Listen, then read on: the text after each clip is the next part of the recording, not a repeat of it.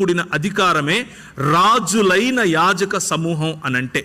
రాజులు ఏ విధంగా పరిపాలించాలో, యాజకులు ఏ విధంగా స్తుతి స్తోత్రములను దేవునికి అందజేయాలో, ఆ రెండిటినీ కలబోసినటువంటి మానవుడి యొక్క సృజనాత్మకతతో కూడినటువంటి పని, సృజనాత్మకతతో కూడినటువంటి తన వొకేషన్, తన పిలుపును మానవుడు విస్మరించటం కారణం చేత దేవుడు మానవుడిని చూసినప్పుడు మానవునికి ఇచ్చిన బాధ్యతను మర్చిపోయిన మానవుడు దేవుణ్ణి విస్మరించిన కారణం చేత మృతుడయ్యాడు అని తెలుసుకున్నాడు. ఇది మనకున్నటువంటి పరిస్థితి.